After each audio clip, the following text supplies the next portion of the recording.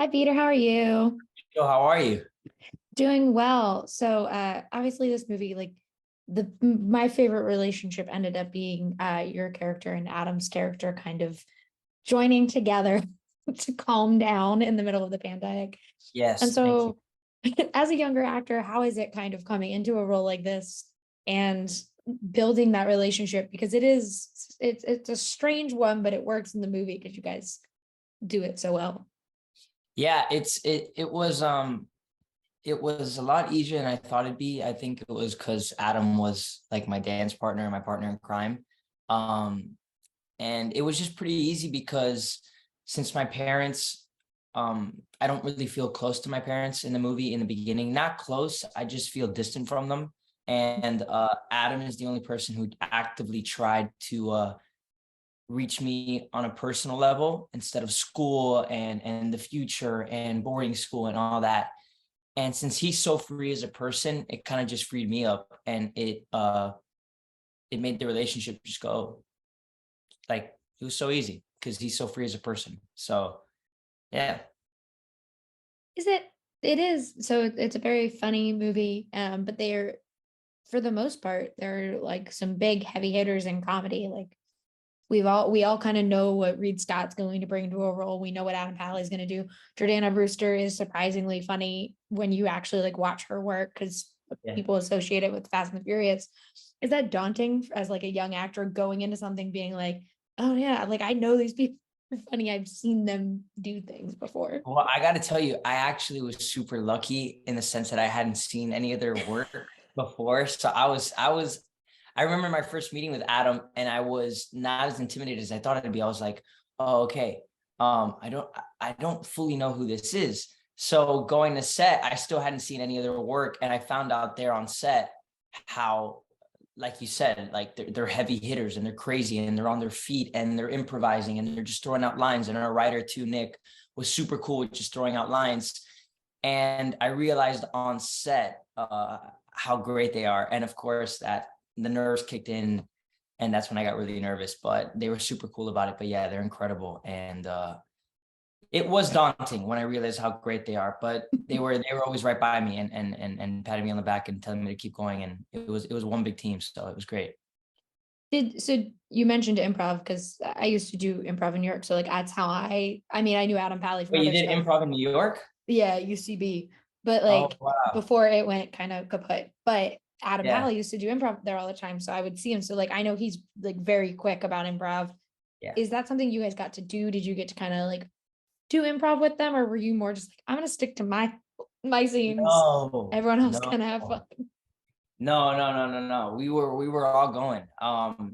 Yeah, I didn't want to get left behind, so I was I was moving with them, and Adam would come to me with suggestions and on scenes where it was just me and him, Adam, Nick, and I, the writer, we would all huddle up and come up with things and formulate like a new structure for the scene. We changed the entire scene sometimes on the fly, and it was yeah, it was great. So no, I was with him because I didn't want to get left behind.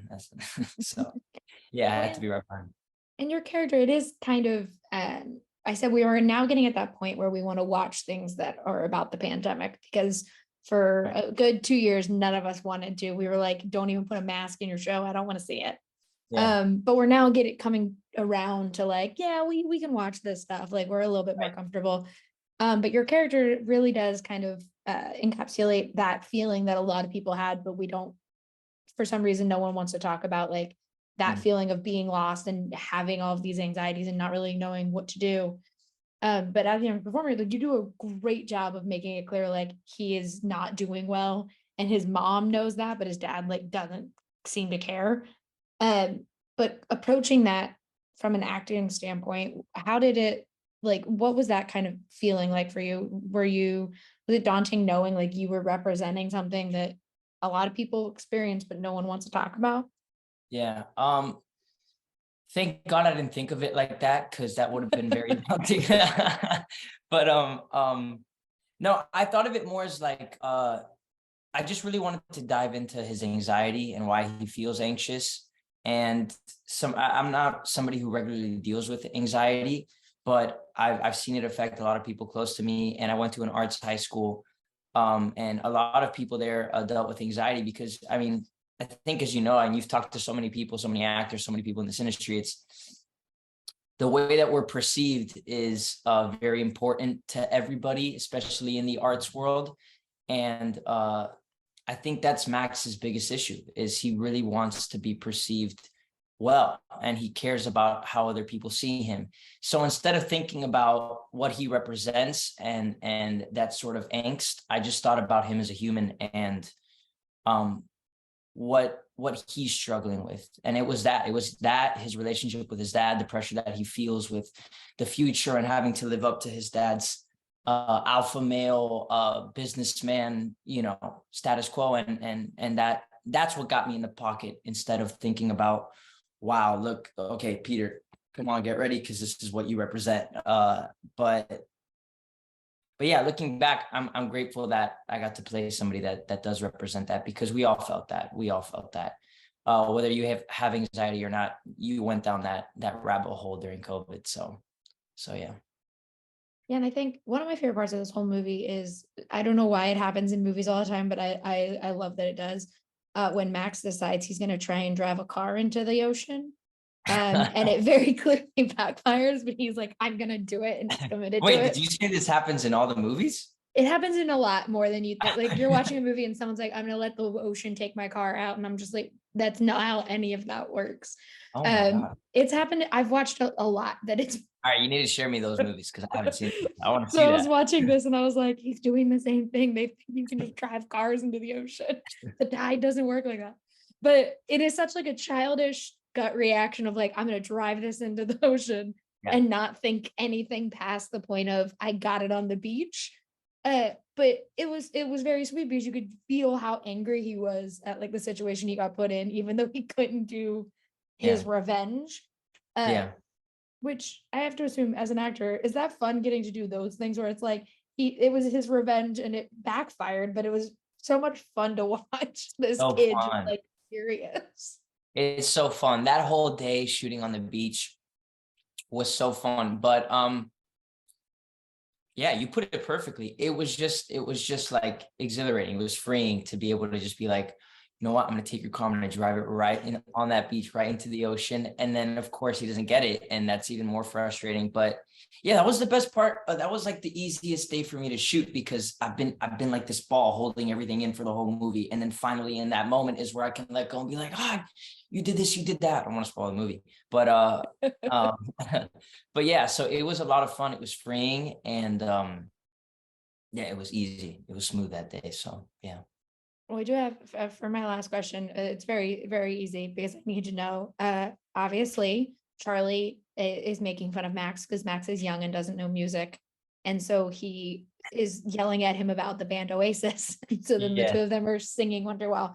As a younger actor, Scared for your question. did you know Oasis, or was that something that you had to learn for this movie? Okay, look, I'm red right now because I love music, and I do know a bunch of old school. Like, I love Stevie Wonder, I love the Beatles, I love oh my God, why am I blanking now? But no, I love old school music, but I never got into Oasis, and I tried listening to their albums, and I just never got into it. And of course, the one song I know is Wonderwall. So I got there, and that was actually a conversation that we were having that they just started rolling. So no, I actually don't know Oasis, but I do know that song, and yeah, that's the story. But You're like, in my defense, I know other music. It's no, just I love, but actually, I love old school. Like, that's my favorite genre. Like, I love Bob Dylan, Billy Joel. It's just Oasis specifically, I didn't know. I never got into. So that was that. Yeah. That's fair. The movie is so sweet. I liked it a lot. And so thank you so much for talking with me today. Thank you. Right back at you. Have a good Have a one. great one.